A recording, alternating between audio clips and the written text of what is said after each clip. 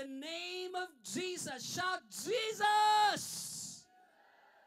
Every knee should bow, or those in heaven, and of those of earth, and of those under the earth. Grabe kagamhanan ni nga pangalan. And every tongue will confess that Jesus is Lord, to the glory of God the Father. Lord, speak to us through your Holy Spirit. Use your word, use your servant. In Jesus' name, amen, amen. Our last topic for this series, mga kaigsunan, as we wrap up from the pre-incarnation of Jesus, from the incarnation of Jesus, from the resurrection of Jesus, we are now going to enter into the glorification of Jesus. Amen? Sabihin mo sa katabi mo, glorification of Jesus. This is very important, mga kaigsunan, because when you know this truth, kung imuha ni mabalaan nga kamatuoran, na ay direkta nga impact sa imuhang kinabuhi. Okay? Na ay direkta nga impact sa imong kinabuhi. Ang glorification ni Jesus restores everything. Let me say that again. When Jesus died on the cross and rose again from the dead, wala lang kag-restore ni Jesus. Wala lang gi-restore ni Jesus ang humanity, ang imong kinabuhi, ang imong sala, ang imuhang state sa Ginoo. But hear me out on this. When Jesus resurrected from the dead, He was glorified. Listen, He restores all things. One more time, say, all things. Dili lang ikaw ang na-restore, ang tanan butang. Now, the earth is now in order. Because of sin, there was disorder. There was malfunction. There was illegitimate ruling and reigning. But when Jesus died and rose again from the dead, wala lang tagi-restore, wala lang tagi-pasaylo sa Ginoo, wala lang tagi-forgive sa Ginoo, pero iyahang gi-restore ang tanan butang. Woo! Amen? Tanang butang, mga kaigsunan. That is why Christian life is not a life anymore of survival. Marag hinay man diri-diri siguro i-try na ako. Christian life is no longer a life of survival. Barely getting by. Sige lang, tan-awon nato kung makalapos ta, makaraos ta ani nga problema. No. Christian life is no longer a life of survival. But the Lord is inviting you to a life with Him in victory. And I pray that after this preaching, mga kaigsunan, makita nimo how Jesus is glorified, makita po nimo ang imuhang kaugalingon. When you know more of who He is, when you realize who He is, you will never settle for who the world says you are. You will never settle. When you know who He is, kung kabalo ka kung kinsa si Jesus, you will never settle for what the world say who you are. Amen? So touch your neighbor, sabihin mo sa kanya, are you ready for your portion this morning? Now, 5 or 4 things I would like to share with you today that I believe makita nato how Jesus has been glorified and also unsay impact nga hitabo sa imo sa simbahan ngadto sa imuhang pamilya. Number 1, His ascension. Okay? His ascension, mga kaigsunan.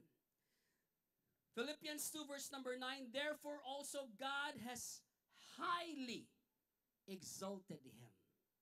Say with me, highly exalted Him. Ephesians 1 verse 20, He exerted when He raised Christ from the dead and sit Him at the right hand in the heavenly realm. Jesus did not just rose from the dead. Or Jesus didn't just rise, but He ascended. Can I get an amen? The Bible is very clear that God has highly exalted him. And in the book of Ephesians, right now, touch your neighbor, say, karon. The Lord is no longer on the tomb. The Lord is no longer on the cross. But the Lord, God, Jesus, is now seated. Naglingkod. Seated where? In heavenly realm, in heavenly places. Maraghinay man ang amen. Amen. Ephesians 4 verse number 10. He who descended is the very one who ascended high that all the heavens in order to fill the whole universe. Ang ascension ni Jesus wasn't an escape sa earth, mga kaigsunan. But the ascension of Jesus is to conquer the entire universe.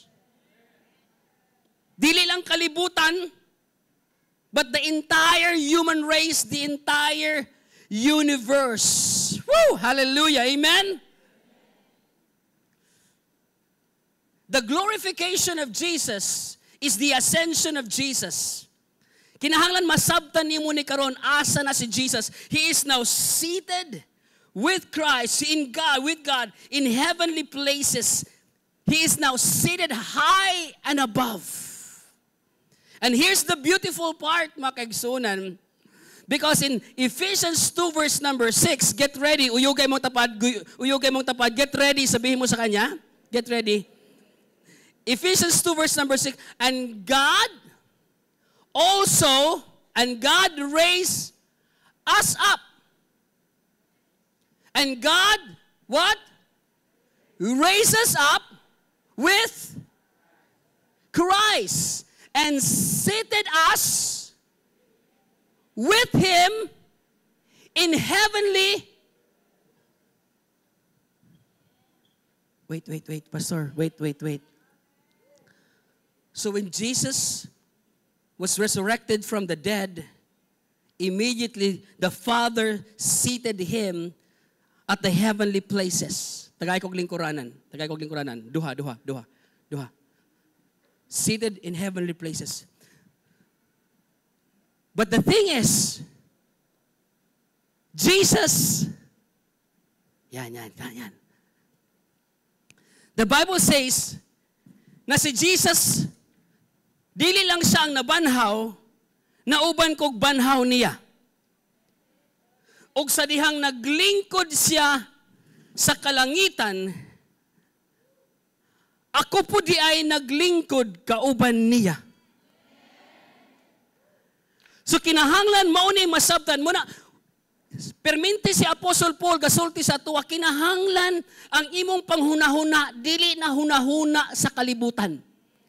Kinahanglan ang imong hunahuna na langit nun. Nga naman, kay naglingkod naman ka sa langit. Murag hinay man ang amen. Asa ka naglingkod karon? Dili sakap ang imong physical nga lawas na asakap, pero ang imong spiritual position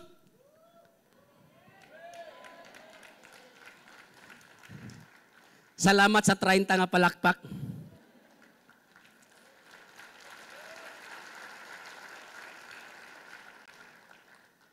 Nganong importante ni? Igsoon, kung munaog ko dinhi, lahi ang view. Ang ako ra makitaan ang nasa tubangan, ang mga gwapa-gwapo nato nga mga pastor, mga kaigsuonan, pero ang nasa likod mag-alanganin nako. Di na kay nako makita ang kilay, ang kaanyag sa naong, lahi ang akong pananaw, perspective. Right? Kung naay mahitabo dito, di gyud ko makabaw kung unsay naa dito. Kay ako ramang nakitaan ang nasa tubangan. Pero lahi kung naa ko dinhi sa babaw. Klaro kay tanan. Katong natulog ko, klaro kayo. Katong nag-cellphone, klaro kayo. Katong nagtabi, klaro kayo. Kaya nga naman, lahi ang perspective diri. Og mauni, dapat ang Kristohanon nga kinabuhi. Ana si Lord, mga kaigsunan, through His Word, through the Apostle Paul, right now, when Jesus resurrected from the dead, you were also resurrected with Him, and God the Father exerted an effort and seated Him in the heavenly realm. But the Bible says that we are seated with Christ in heavenly places. Amen? So mauna nga itong kinabuhi. So now, as Christians, we are not fighting for victory. We are fighting from victory. Oh, come on! Wala ka nilaban para mo daog. Nilaban ka kay daog nga kadaan. Amen? You are in the heavenly realm. We are not begging for favor. We are sitting in the place of favor. We are not climbing to get the blessing. No, the blessing is already around us, mga kaigsunan. And that's supposed to be the Christian life. Ang hina talaga ng amen. Mo na makita ni mo na mga Kristohanon, pildido gihapon hunahuna, nga naman, ang ilahang paglantaw sa ilang spiritual position na gihapon sa ubos. Kumusta man ka? Gidaog-daog si Yawa. Grabe ang problema, ani. The reality of life is yes. That's the reality of life. But I rather believe kung unsa ang gisulti sa pulong sa Ginoo sa akong kinabuhi, o ang pulong sa Ginoo nagsulti, wala na ko naglingkod sa yuta, naglingkod ko kauban si Jesus, naghari sa tanan. Woo! Because Jesus was exalted. Christian life, Christian living cannot be defeated. Kuhita mo tapad bingin na, dili na kamapildi. Wala tanilaban para mo daog na kadaan. Claim your victory. Come on, if this is you, begin to give Jesus the greatest clap of praise today. Lahat po tayo tumayo. Come on, i-declare natin. Declare, sabihin mo right now from your heart, I am seated with Christ in heavenly places. Victory is my position, not just my prayer. Amen. Come on, sit down. Hallelujah. So ang kadaugan, dili na pag-ampo karon. Lord, padag ako. Lord, gamit ako. No. Victory is now your position. Because you're seated in Christ in heavenly places. Amen? Number 2, not just His ascension, but His dominion. His lordship, mga kaigsunan. Philippians 2 verse 10 to 11, that at the name of Jesus, every knee should bow of heaven and of those on earth and of those under the earth. And that every tongue should confess that Jesus Christ is Lord to the glory of God the Father. Look at this. You can see now His dominion, His lordship. Before Jesus died on the cross, ang iyahalang dominion, He is just limited on His physical body. But the moment He died on the cross and resurrected from the dead, grabe nag-expand ang iyahang dominion that the Bible says every knee should bow on heaven, on earth, and under the earth. Amen? Tanan muluhod. When the King comes, everything bows. Murag hinay man ang amen. When the King comes, everything will bow. Mupiko gid ka sa imong tuhod. I've read an article, mga kaigsunan, The reason why angels bow in heaven, makita nato nga grabing ilang sa Ginoo, dili lang kay ni respeto sila, dili lang kay ni honor sila, pero di gid sila katindog. Pag naa na gani ang presensya sa Ginoo, di na gid sila katindog. Lisura na gid ani eh. Di man gani katindog ang anghel na balaan na. Unsa na lang kaha ang sala moatubang sa balaan kay nga Ginoo. Nakita nimo? So ang tanan muluhod, His domain makigsunan, His rule, His power. And here's the beautiful thing. Jesus is inviting you to rule with Him. In heaven, on earth, under the earth.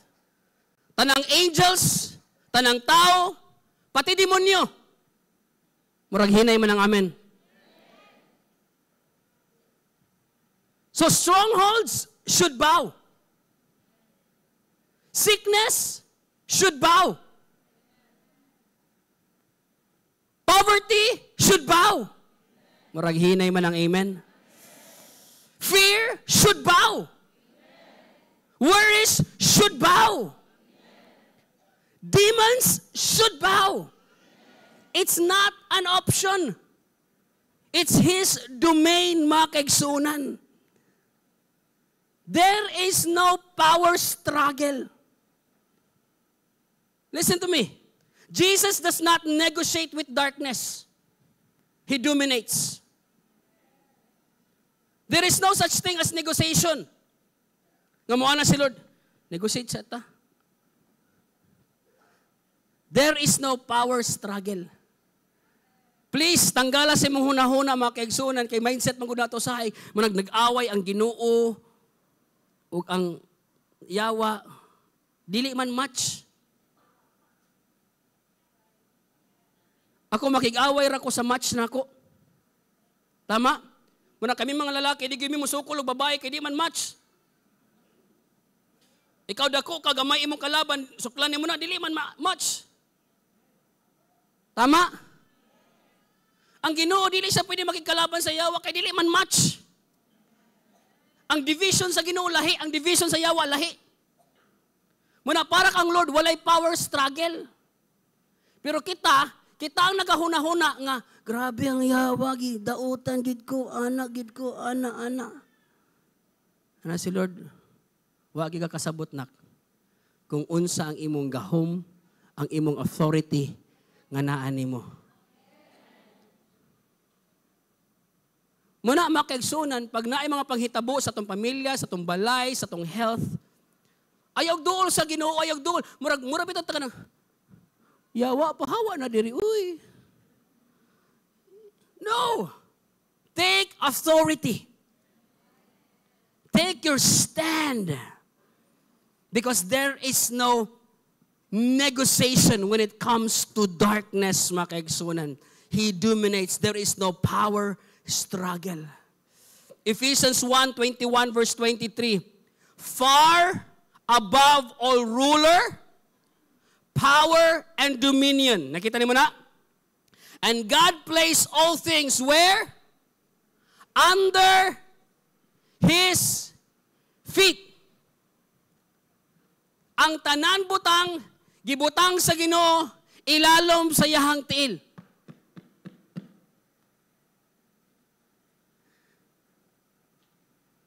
Ang place lang sa yawa sa imong kinabuhi, sa imong lapalapa.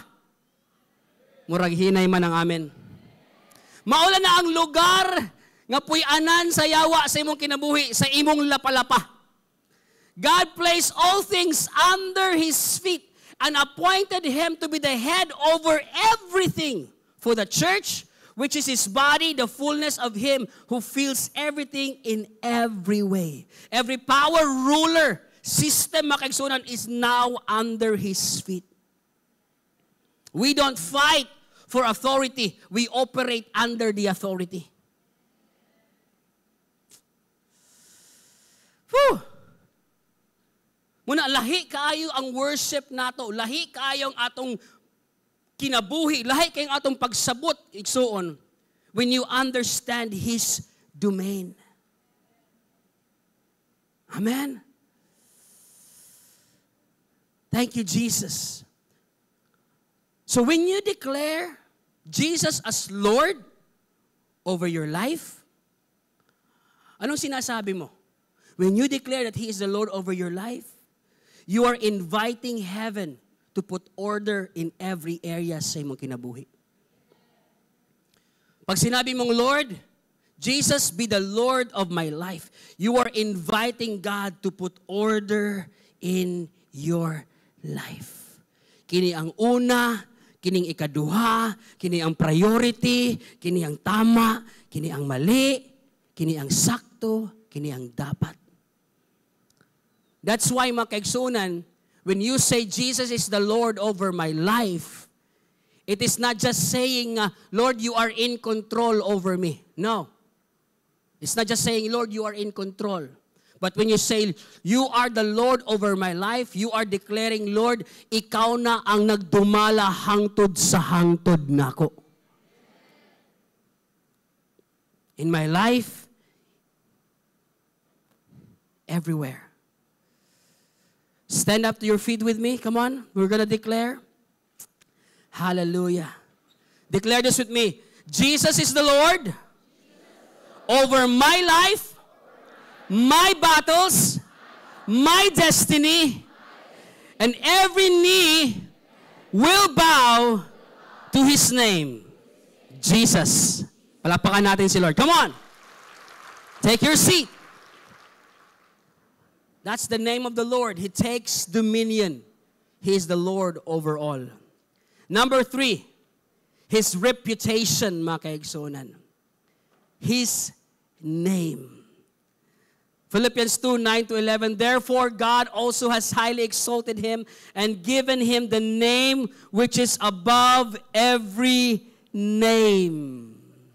God has given Him a name which is above every name. The name of Jesus is not just famous all over the world, but the name of Jesus, mga kaigsunan, is undefeated. Wala nakapildi, walay makapildi, mga kaigsunan.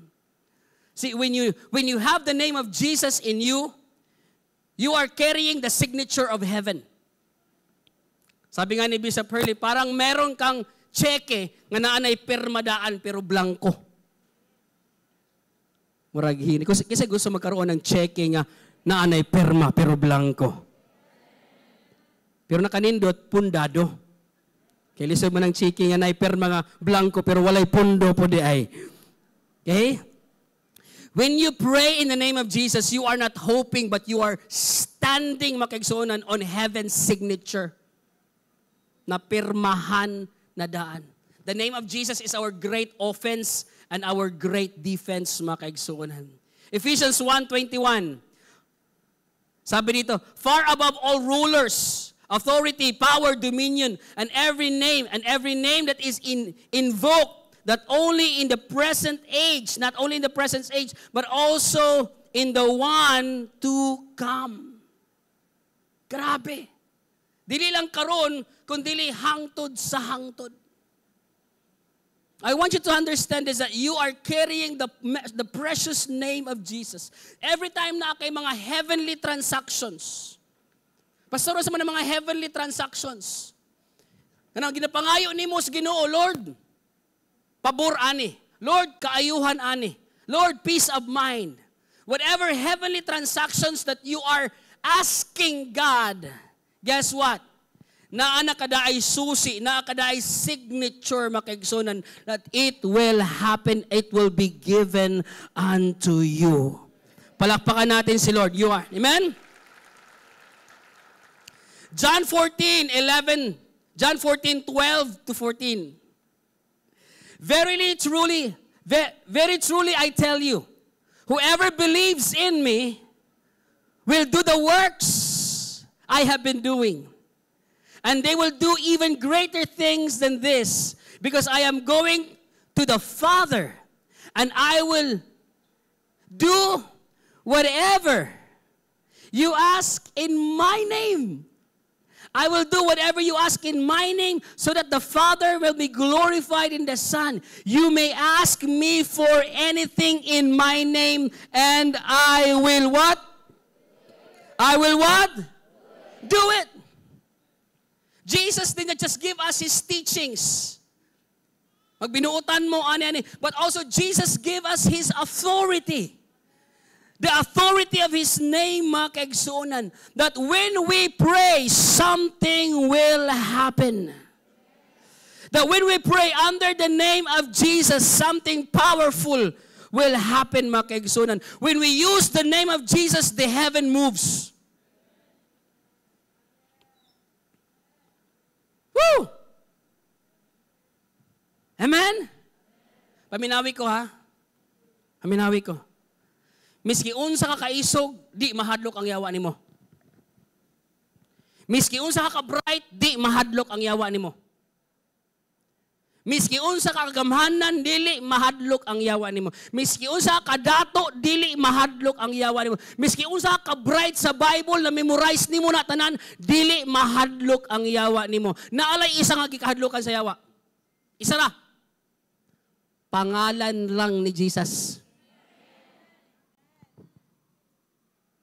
Murag hinay man ang amen.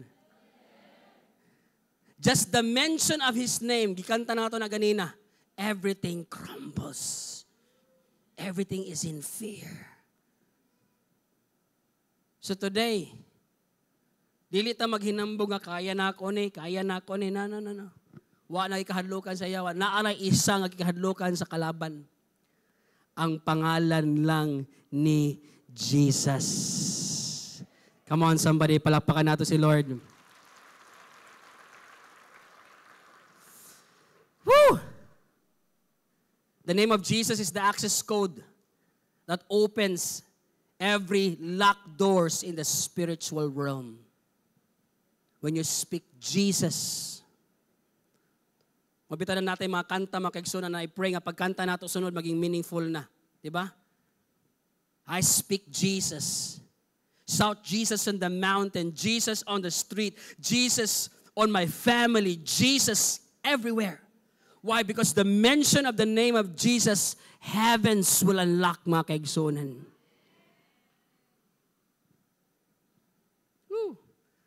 When it's sad to say, ang uban ginagamit nila ang pangalan ni Jesus dili sa tama kundi sa pag-curse.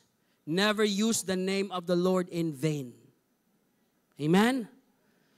You appropriate the powerful name of Jesus. Stand up to your feet. We're going to declare something. Hallelujah. Are you ready? Declare this with me. I carry the power of the name above every name. When I declare Jesus, heaven moves for me. Amen. Palapakan natin si Lord. Come on. The last but not the least, mga kaigsunan, His meditation or His ministry. 1 Timothy 2 verse number 5, For there is one God, one mediator between God and mankind. There is only one God, one mediator between God and man. Klaro kayo, ug kinsa man na siya? The man Christ Jesus. There is only one mediator. Walay lain between God and man. Dili mga santos. Amen? Murag hinay man ang amen. Dili ang atong good works. Dili ang iyang mama. Only Jesus. Mediator. Hebrews 7 verse 24 to 25. But because of Jesus lives forever, He has a permanent priesthood. Permanent priesthood. Nga nung iklaro kay na diha, because sa unang panahon makaigsunan, maglahi-lahi ang pari nga mo offer og sacrifice. Especially pag ang pari na ay sala, pag atubang sa Ginoo, patay gidayon na siya. So every year, mag-change na po sila kung naaman. Okay? Pero giklaro sa tuwa through the Word of God that we have a permanent priesthood. We have a permanent representative in heaven. Amen? Therefore, He is able to save completely those who come to God through Him. Because He is our permanent priest, mga kaigsunan, He is able to completely save us. Every time we come to God through Jesus, He is able to save us because He always lived to intercede for them. He lives forever to intercede. I don't know about you, mga kaigsunan, pero mao ni pinakalami kaayo nga feeling nga na ay nagpatunga, taliwala, na ay nag-intercede para nimo. Atubangan sa Ginoo. You have a permanent representative in heaven, mga kaigsunan. Nganong naga-intercede man siya in behalf of you. Nganong nagpatunga man siya sa Ginoo ug sa imuhang, nganong naaman siya sa tunga, mga kaigsunan. Because the Bible says, my dear children, I write this to you so that you will not sin. But if anybody does sin, we have the advocate. We have the representative. We have the defender. Sa atong translation pa ni, we have a lawyer na kay abogado nga mo represent sa imo. Murag hinay man ang amen. Christ Jesus, the righteous one. He is our advocate, our defender, makagsunan. So every day, hallelujah, Jesus is standing between you and the Father, interceding, defending you.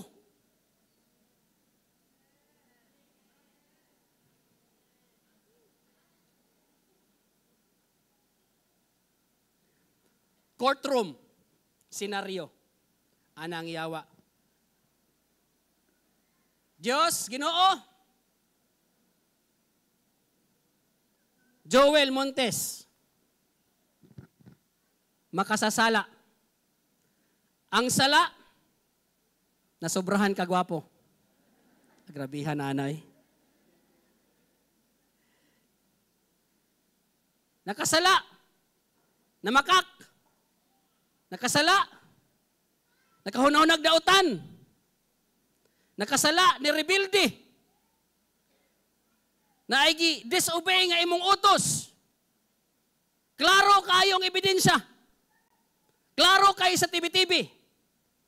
So ang yawa gi-accuse. The Bible says, the devil is the accuser of the brethren. So listen to me. Adlaw-adlaw, muna trabaho sa yawa. Sige lang pang-accuse. Tanawin tapad, ina nga, ayaw trabaho ang trabaho sa yawa. Na mga asawa, na mga banang, ang trabaho, murag yawa. Ani mangug ka.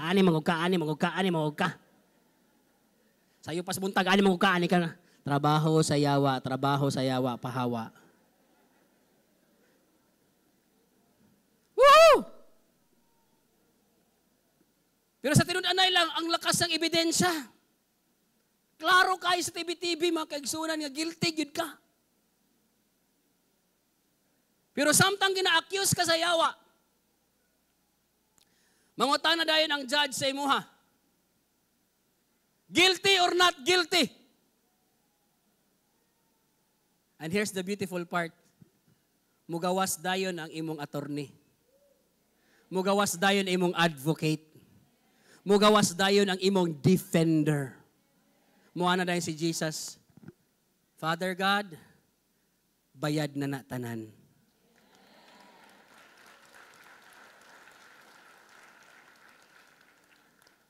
Lord, Father, absuelto na nabayaran na ako na tanan. Ang penalty ana, nabayaran na nako. Kasi tawagan ng kanang, kasi tawagan ng kanang piyansa. Oh. Gipiyansahan ka ni Lord, pero ang iyang pagpiyansa sa imo, overpayment. Hello? Adlaw mo na trabaho ni Jesus. Nag-atubang sa amahan. Dipinsahan ka. Maragihinay man ang amen. Grabe. Namakak na pod ka. Kasala na pod ka. Ano si Jesus? Mercy. Mubitaw na ang Bible, asa siya naglingkod, mercy seat.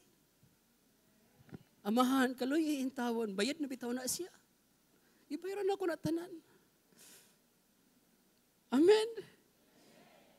Yang amahan mo tanaw sa imo lami, agidaro ko ning tawanan. Pero si Jesus man ako makitaan. Bayad naman tanan. It is finished. It is complete. Amen. I don't know about you, pero ako makapakpak yun ko, anak. Hallelujah!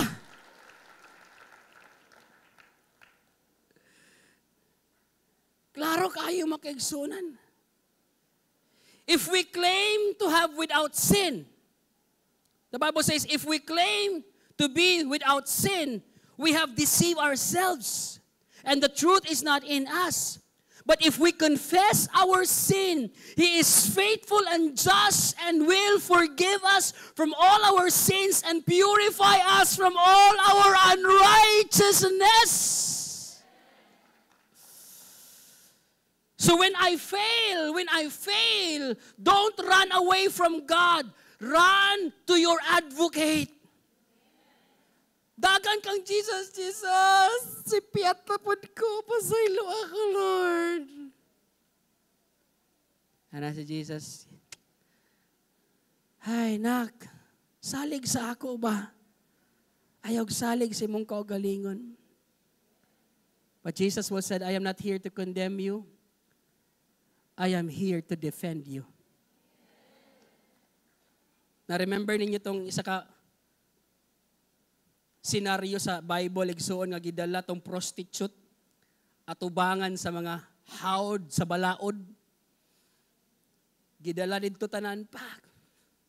Gipakita kang Jesus.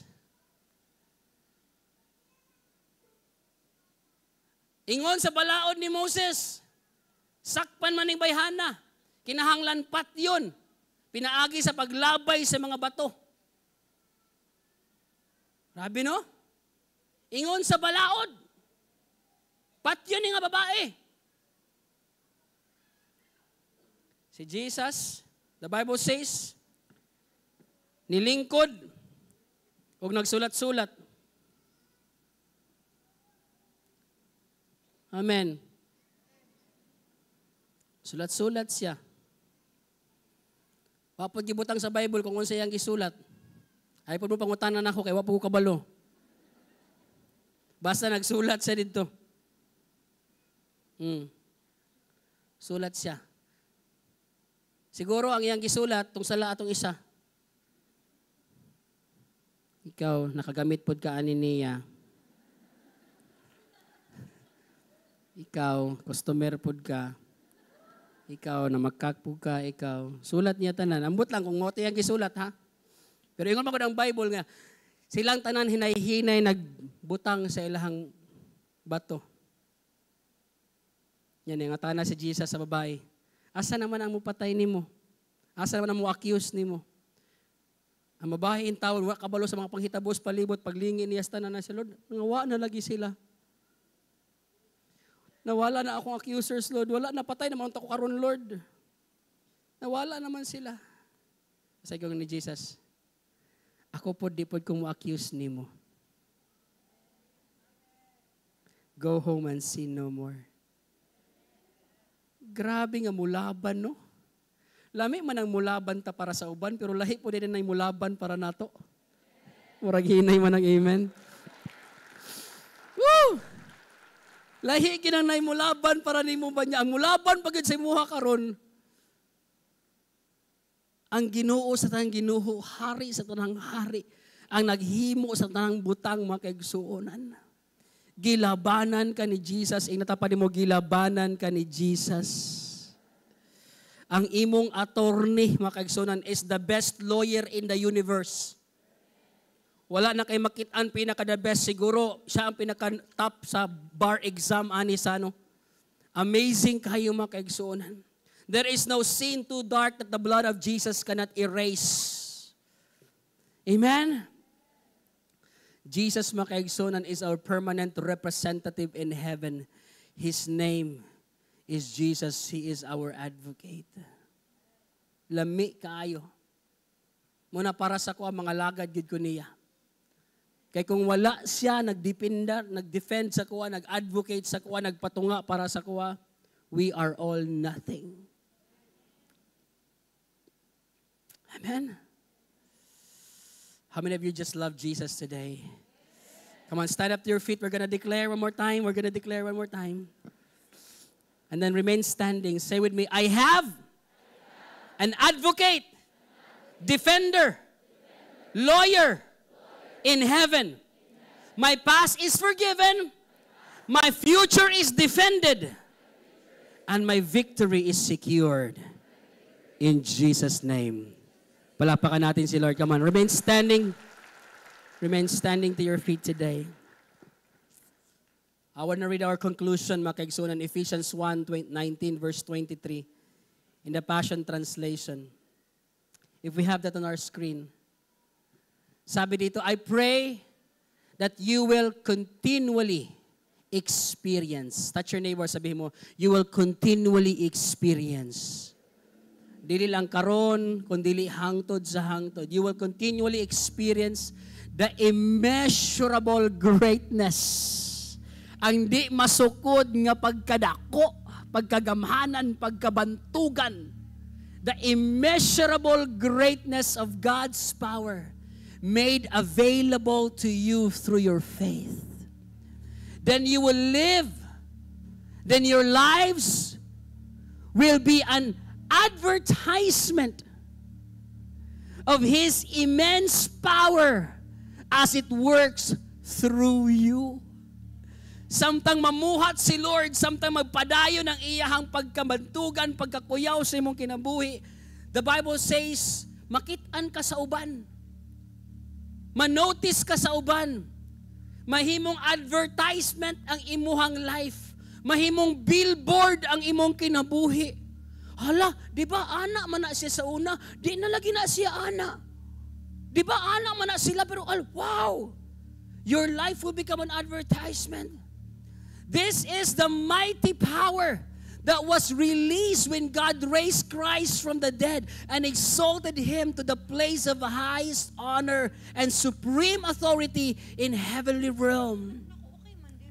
And now, He is exalted as first above every ruler, authority, government, and realm of power in existence.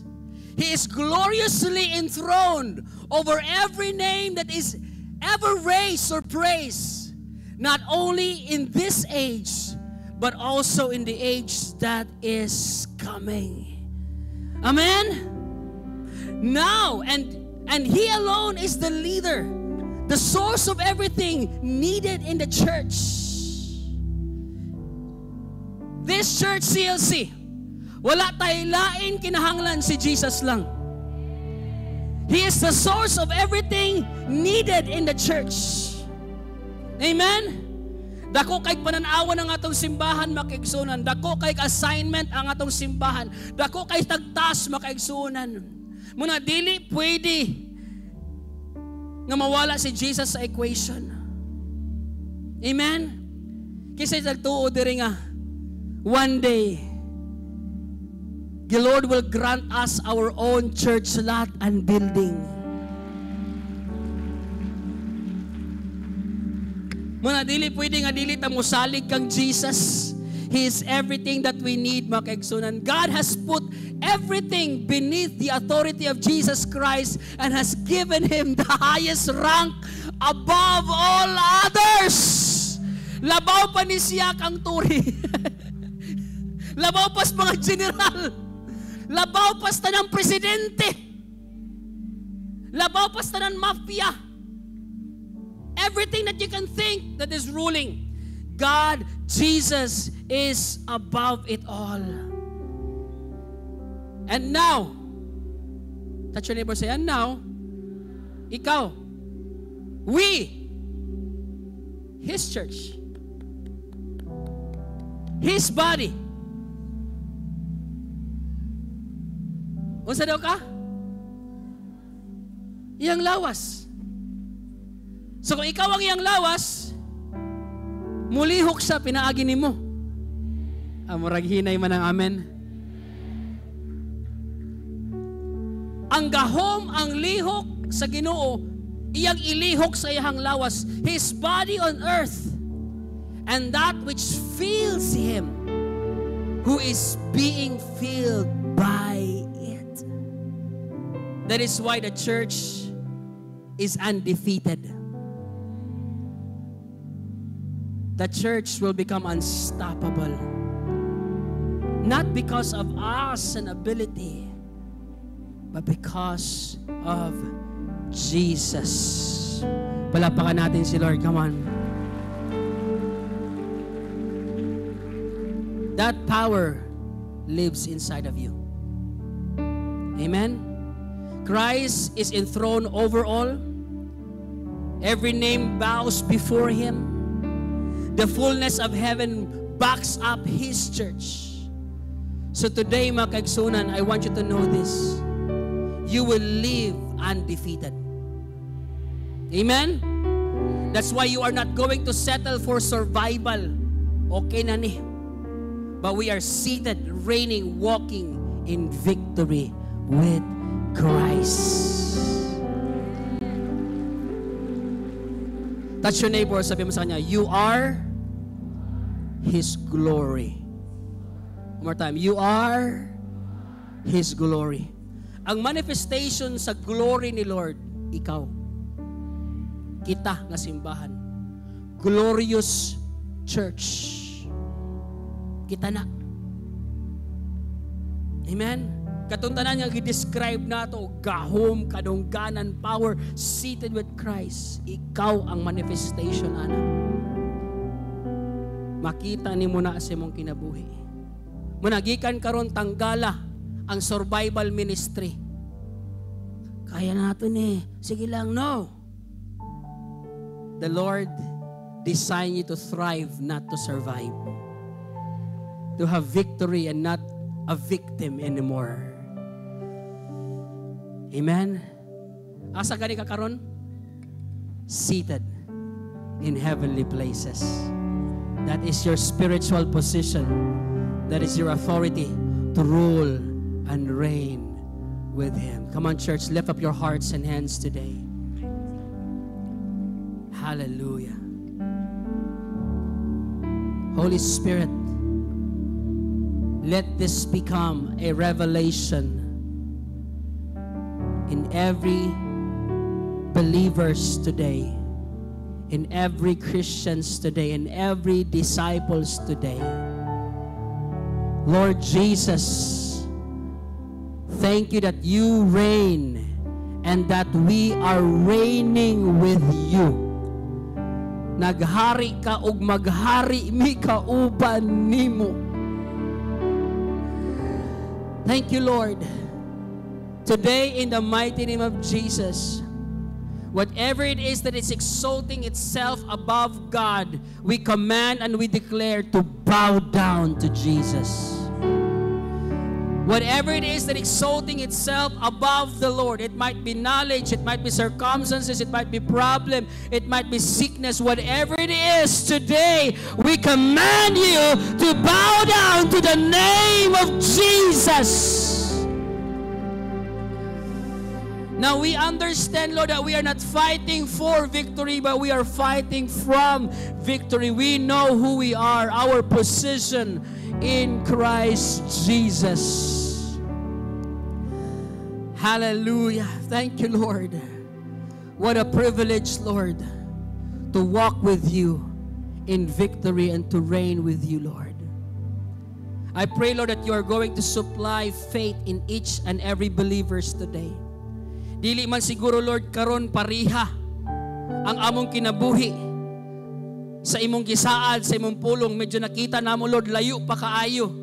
Ang imong pulong, Lord, nag-ingon that we are going to rule and reign. Pero karon, Lord, medyo nga nang nag-struggle pa mi. Lord, taga-imig wisdom, taga-imig pananawon, taga-imig discernment, taga-imig kaisog, Ginoo, nga mo step out in faith, mulakang sa pagtuo, Lord, ug mubiya, Ginoo, sa kinabuhi, Lord God, nga survival, sa kinabuhi nga kadiyot lang, Ginoo, sa kinabuhi, O God, nga perminti lang pildido, ug maadto, Ginoo, sa kinabuhi nga imong giandam para kanamo. Kinabuhing madagayaon, malipayon, malinawon, puno og gugma, ug puno sa imuhang presensya, Lord. Thank you, God, that you are speaking through us to your word today. Jesus, we thank you. Today, if Jesus is not yet seated in the throne of your hearts, I want you to raise up your hearts and pray this prayer with me. Sabihin mo, Lord Jesus, I surrender everything to you. Come and take charge. You are not just in charge on the heavens, but now you're in charge in my home and in my life.